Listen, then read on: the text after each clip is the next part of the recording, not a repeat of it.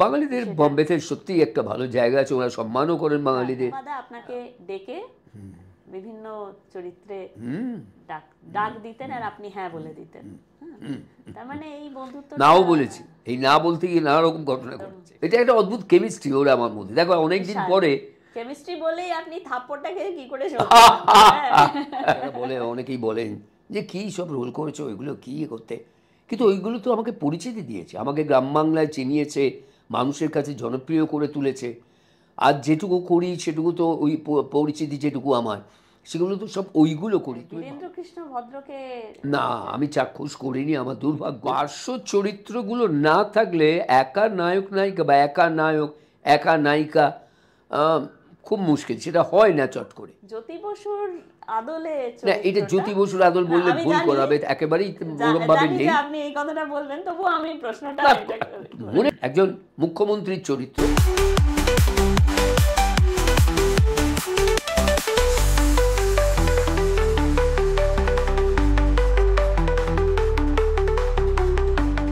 Welcome to Sharmila show house studio. সত্যি সত্যি বহু কাল ধরে অপেক্ষা করেছি, এবং এমন একজন ব্যক্তিত্বের জন্য অপেক্ষা করাটাতেই একটা মজা আছে। সুভাষিস দা, ওয়েলকাম। Thank you. বেশ কিছুদিন ধরে, কয়েক বছর ধরে হয়তো কথা হচ্ছে, হ্যাঁ প্রায়। এবং আমি অনেককেই ব্যস্ত দেখেছি, কিন্তু ব্যস্ততমদের মধ্যে একজন হচ্ছেন সুভাষিস দা। আর সুভাষিস দাকে শুধু যে আমি খাকি এখন নেটফ্লিক্সে রিলিজ করেছে বলে ডাকছি বা ইন্টারভিউ করছি তা নয়, সেইটুকু বললে ওর প্রতিভার বা ওর যে বিস্তার তার কিছুই বলা হয় না। স্টুডিওতে আমি একটা আবিষ্কার করতে চাই, হ্যাঁ মানে একটু বিজ্ঞানীর মতো আবিষ্কার করতে চাই। কেমন আছেন? খুব ভালো, এমনি ভালোই আছি। আমি অলওয়েজ বলি বিন্দাস আছি। আপনার জার্নি তো বহু কালের। আজকের দিনে দাঁড়িয়ে যাদের জন্য বাংলা সিনেমা সমৃদ্ধ হয়েছে, বাংলা সিনেমা ধাপে ধাপে সিঁড়ি তৈরি করেছে, সেই সিঁড়িগুলোতে প্রত্যেকটা ধাপে সুভাষিস দা থাকবেন। জানি না, তবে আমরা কিছু সমৃদ্ধ করিনি, আমরা বরঞ্চ গড়ে ওঠা সিঁড়িতে এসে কি বলবো পা রেখেছি। যারা গড়ে দিয়ে গেছেন, স্থপতি ছিলেন আরও আগে, তারাই তো সৃষ্টি করে গেছেন। না সেটা ঠিক, সুতরাং আমরা তারপরে সেই ঘোড়া জিনিসটার ওপরে চলাফেরা করছি এই অবধি, তার বেশি কিছু নয়। না সেটা অত্যন্ত বিনয়ে বললেন, কিন্তু হ্যাঁ আমাদের যে ট্র্যাডিশন, আমাদের যে সিনেমা তো শুরু করতে গেলে নিউ থিয়েটার্স থেকে শুরু করতে হয়, এবং তখন কে না ছিলেন সেই ভারতী দেবী, নির্বাক সময় থেকে, নির্বাক থেকে সবাক, একদম সেই ট্র্যাডিশন, এবং সেইখান থেকেই সত্যি কথা বলতে কি সিনেমা কিন্তু বঙ্গ থেকেই বম্বে, অন্যান্য মধ্যে বম্বেতেই বেশি। সেই সময় তো বাংলা থেকেই সব হতো, বাংলার মানুষরাই বম্বে গিয়ে প্রচুর কাজ করেছেন। একদম, এবং বম্বে এখনো বাঙালিদের হ্যাটস অফ, মানে বাঙালিদের বম্বেতে সত্যি একটা ভালো জায়গা আছে, ওরা সম্মানও করেন বাঙালিদের। বাঙালিদের প্রতিভা সম্পর্কে ওরা যথেষ্ট ওয়াকিবহল, এবং কি বলবো মানে ওরা সেটাকে রিয়েলি সম্মান করেন। আমি কথা বলে ওদের সঙ্গে মিশে যেটুকু দেখেছি।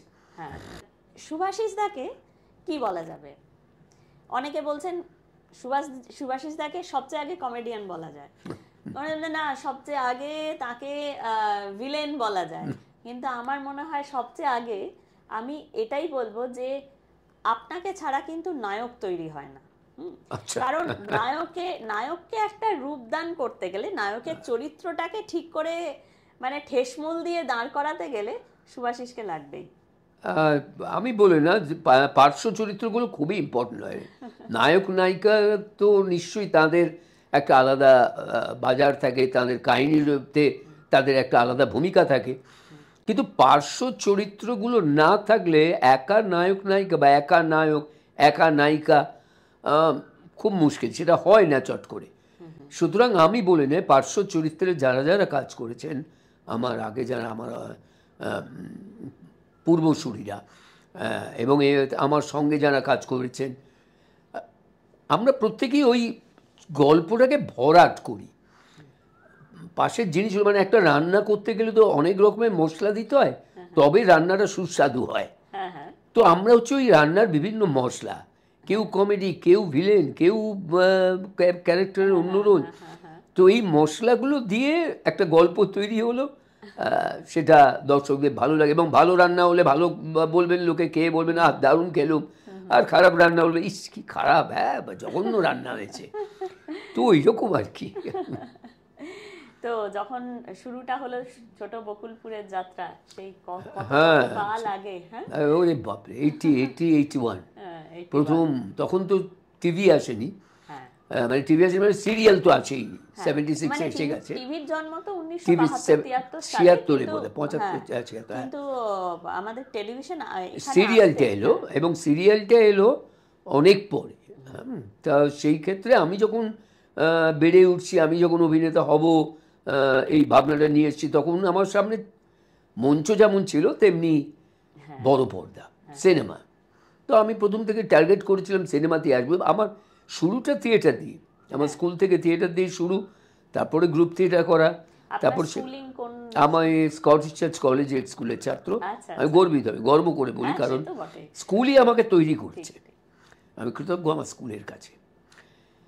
যেহেতু আমি উত্তর কলকাতার ছেলে, এখন দক্ষিণ কলকাতায় থাকি, কিন্তু আমি তো বেড়ে উঠেছি উত্তর কলকাতায়, তার ফলে স্কুল আমার কাছে একটা বিরাট ব্যাপার। আমি স্কটিশের ওই কারণে স্কটিশে পড়াশোনা করেছি।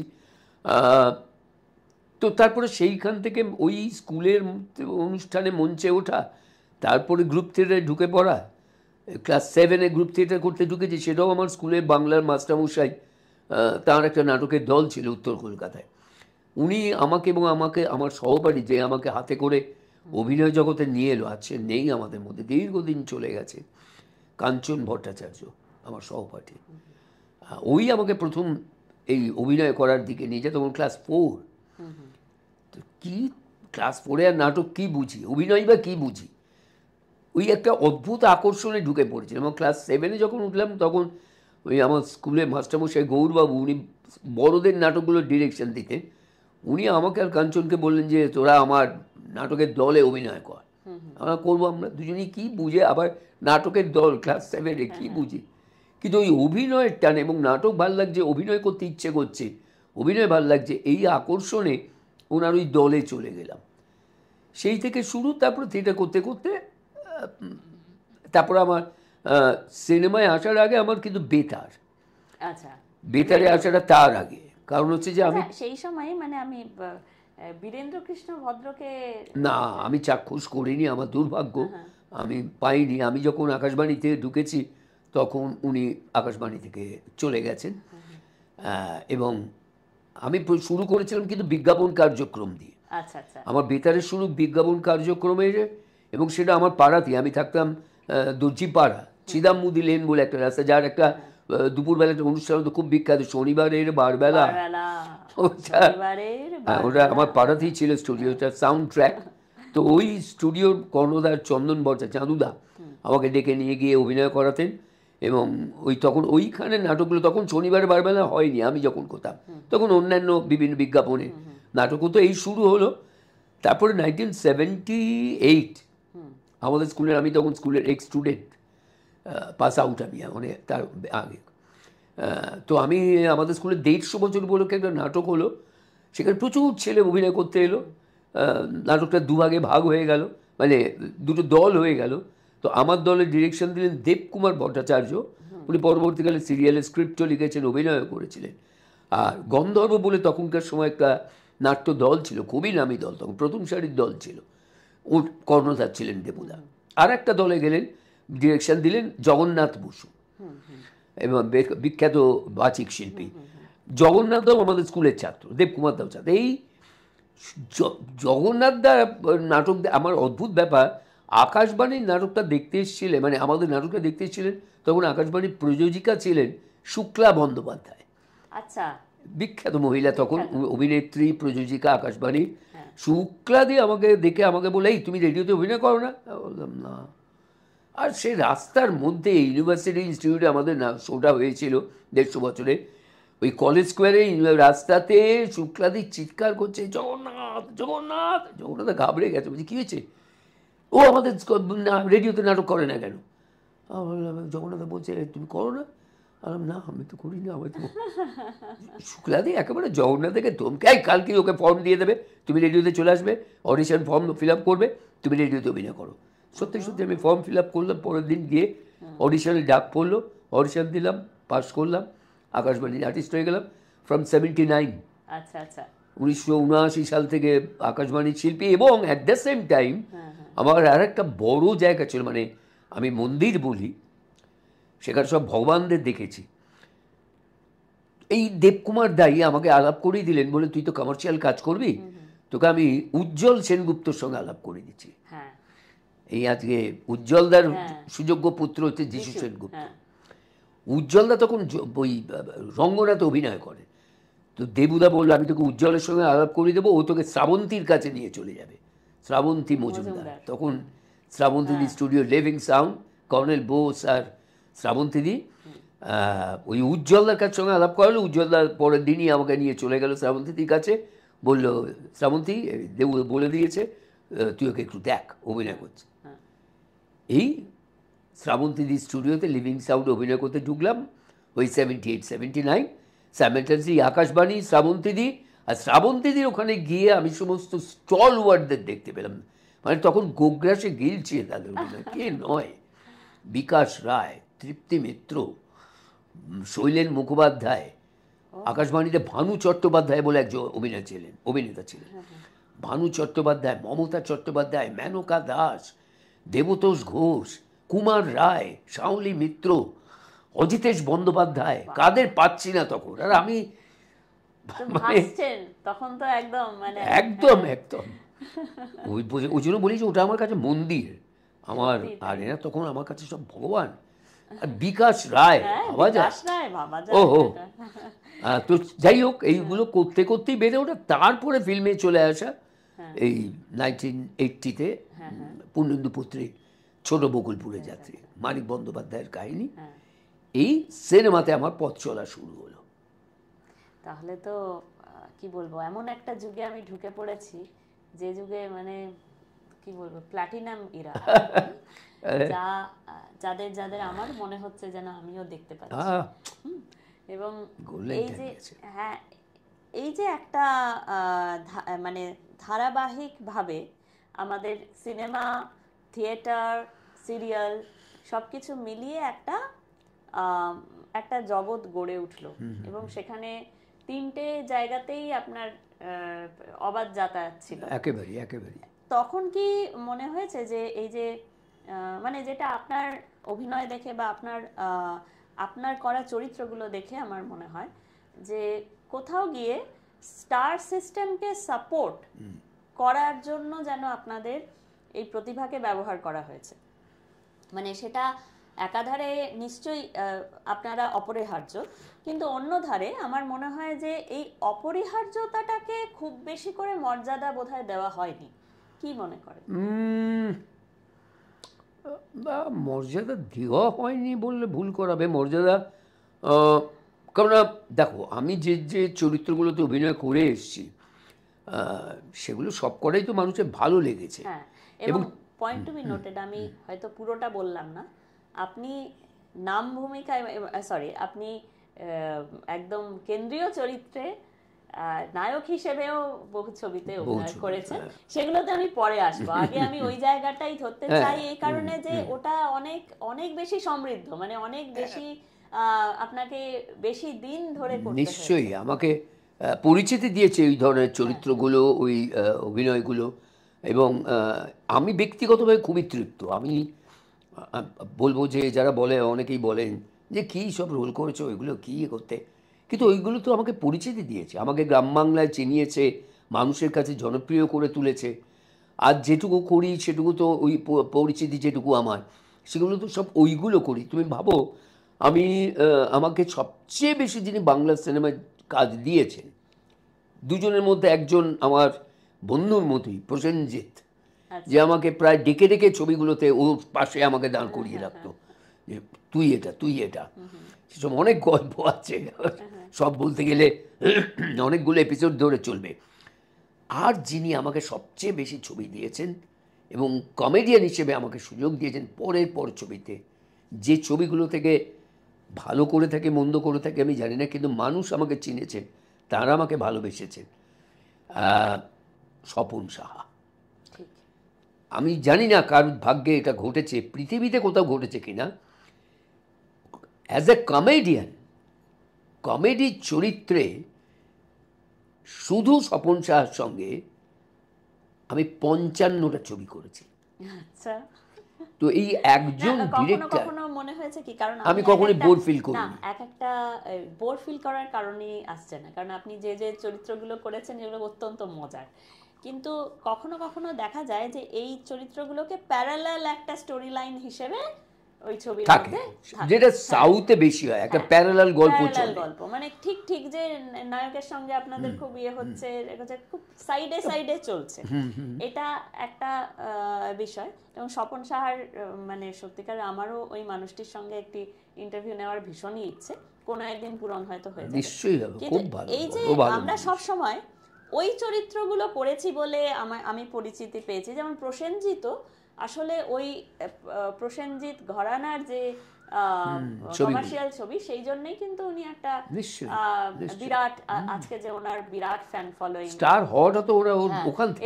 এবং শুধু গ্রাম বাংলা কেন, আমি নিজে বিদেশে গিয়ে দেখেছি যে প্রসেনজিৎ চট্টোপাধ্যায়ের জন্য পাগল কত মানুষ, এবং তারা কিন্তু ওই ছবিগুলোকে মনে রেখেছেন, সেই ছবিগুলোর একটা অভিঘাত হিসেবে প্রসেনজিৎ চট্টোপাধ্যায় তাদের কাছে প্রিয়।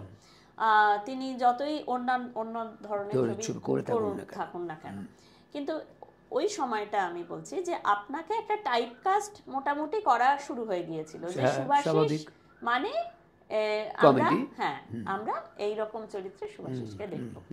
ওই সময় আমার মনে আছে বিবাহ অভিযান বলে একটি বহুল জনপ্রিয় সিরিয়াল এসেছিল, ওটা হচ্ছে বিভূতিভূষণ মুখোপাধ্যায়, অ্যাকচুয়াল গল্প হলো বরযাত্রী।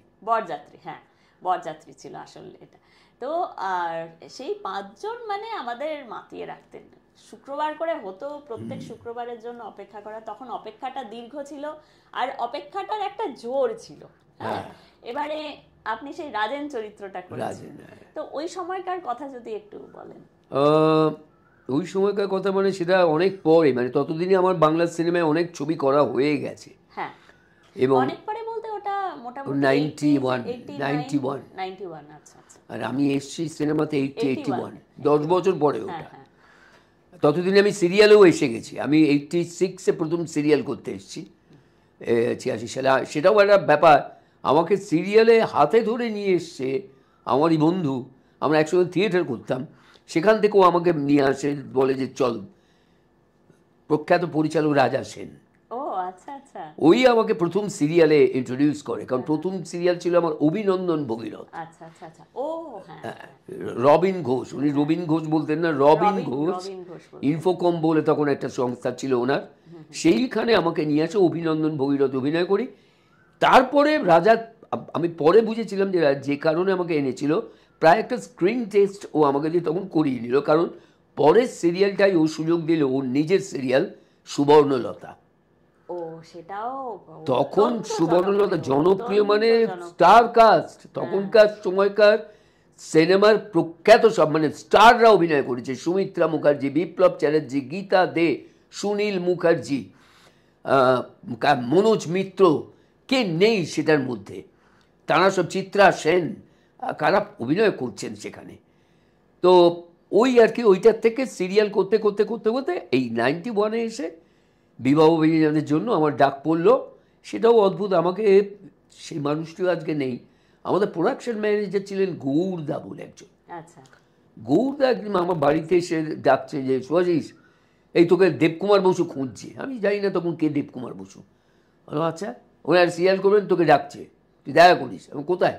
বলো মেনকা সিনেমা পাশের বাড়িটায় চলে যাবি, গিয়ে দেখা করবি। আমার ঠিক আছে, গেলাম বাড়িটা। পরে যখন ওই বাড়িতে যাবার আগে যখন আমি শুনলাম যে দেবকী কুমার বসু হচ্ছেন, আরে বাপরে, যে বাংলা সিনেমা স্রষ্টা এরা। কিন্তু নামটা শুনে আপনার মনে হয়নি? না, আমি তখন দেবকুমারটাকে আমি চিনি না।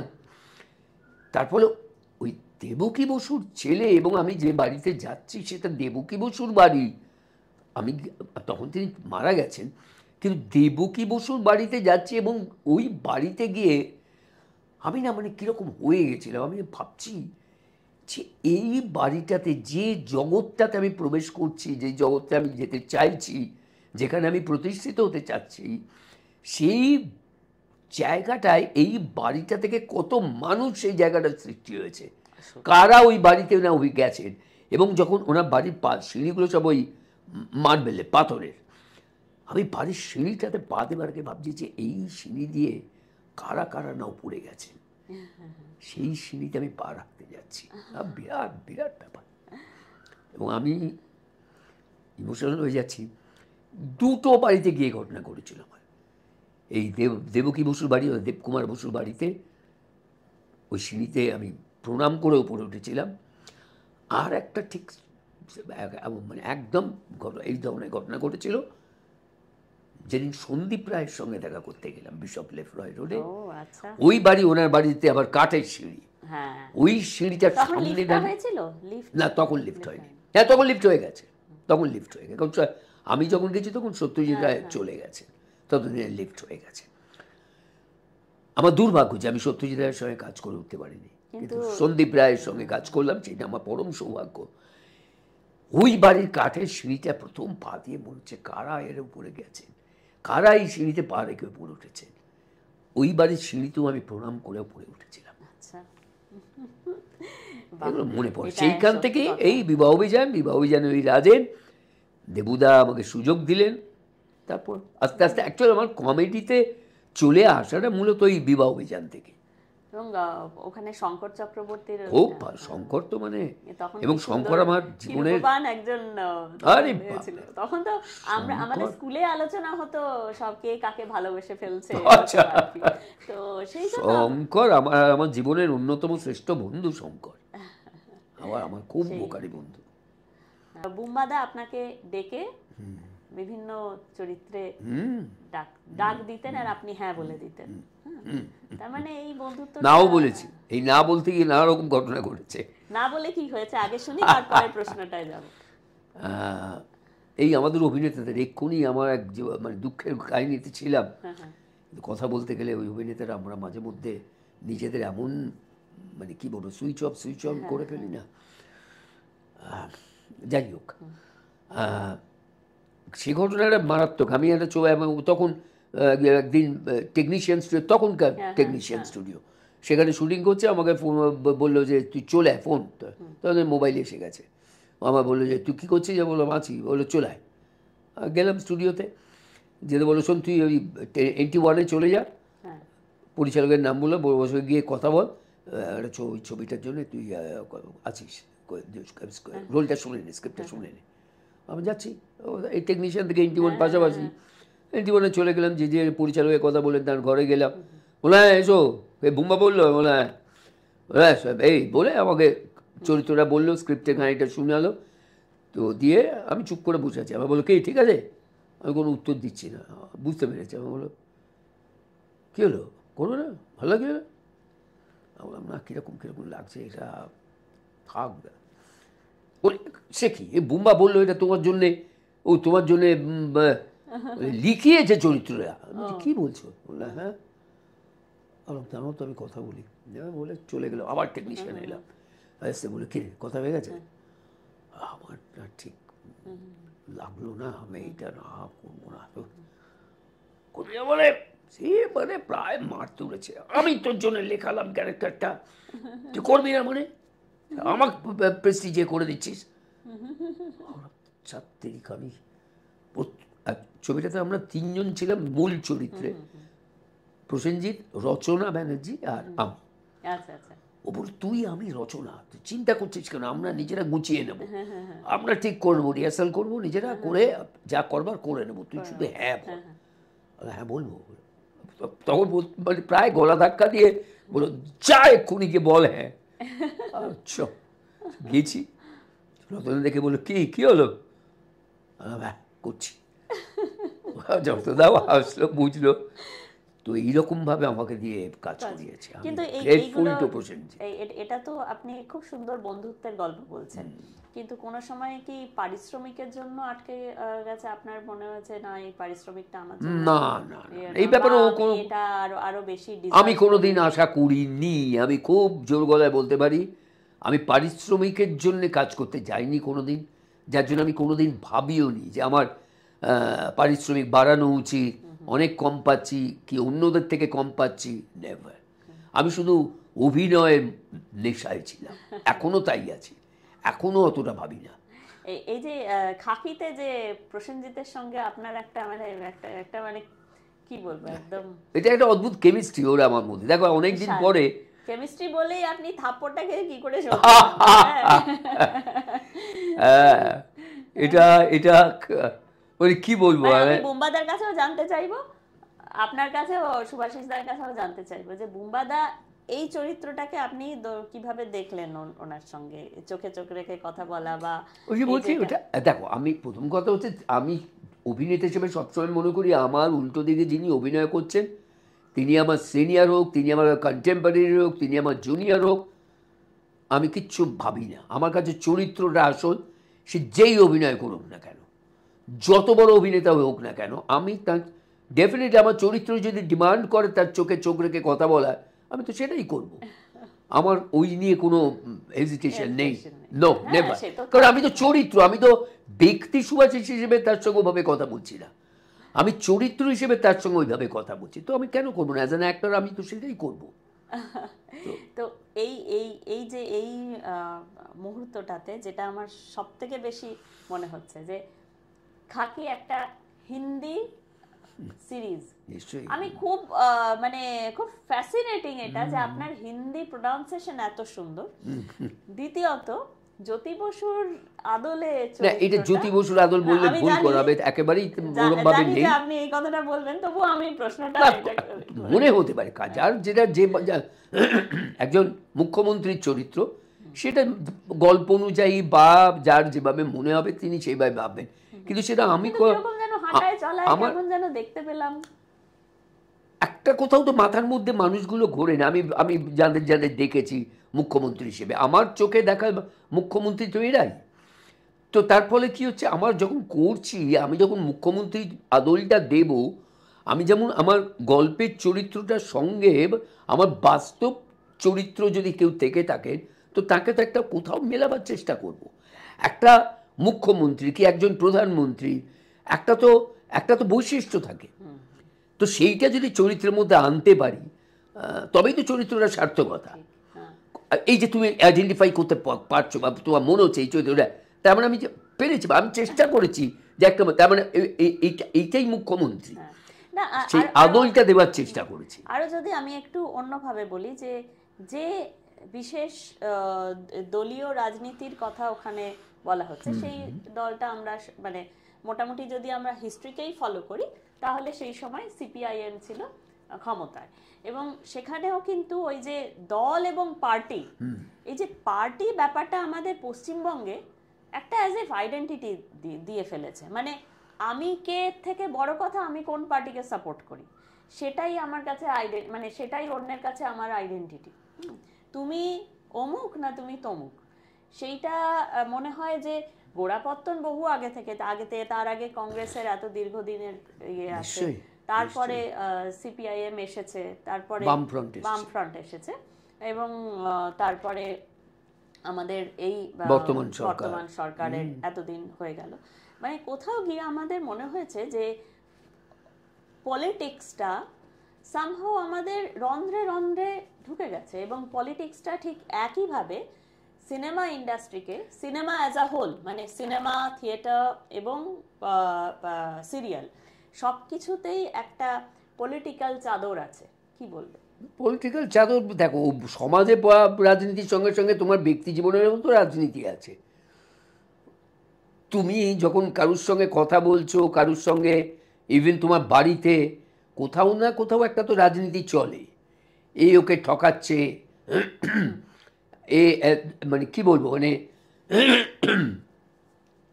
এই যে রাজনৈতিক ছলনাগুলো, রাজনৈতিকভাবে মিথ্যে কথা বলা, এগুলো তো আমরা বাড়িতেও করি। তো তাহলে সেখানেও তো আমি একটা রাজনীতিই করছি। হ্যাঁ, কিন্তু সেই রাজনীতিটা আমরা মানে এটা ফর্ম আর মানে তার ফর্মের রাজনীতি, কারণ কন্টেন্টের রাজনীতি যদি বলা হয় তাহলে সেটা তো সত্যিকারের একটা রাষ্ট্রযন্ত্র, সেই রাষ্ট্রযন্ত্রের কথা আমি বলছি। সেইখানে রাজনীতিতে কি বলবো, মানে দেখো প্রথম কথা হচ্ছে আমি রাজনীতি বুঝিও না। আমি আমি আমি কোনোদিন রাজনীতি করিও নি, আমার কলেজ লাইফেও করিনি, পরবর্তী সময়েও করিনি। কিন্তু হয়তো কোনো ইজমে বিশ্বাস করি, কোনো রাজনৈতিক মতাদর্শে আমি নিশ্চয়ই বিশ্বাস করি, এবং যখন ভোট দিই তখন সেই বিশ্বাস থেকেই ভোটটা দিই। কিন্তু কোথাও মনে হয় যে মানে রাজনীতিটা না ক্রমশ কি বলবো, মানে কাদা ছোঁড়াছুড়ির দিকে চলে যাচ্ছে। সুস্থ রাজনীতিটা নেই বলা চলে। সেইটাই ভীষণ নাড়া দেয়, কষ্ট দেয় যে তা কেন হবে। মানুষের ভালো করাটাই তো একজন রাজনৈতিক ব্যক্তিত্বের লক্ষ্য হওয়া উচিত। সে মানুষের ভালো না করে নিজের ভালোটা সবসময় করছে লোকে, এইটা খুব কষ্টদায়ক, এটা দুঃখজনক। সে যে রাজনৈতিক দলই করুক না কেন।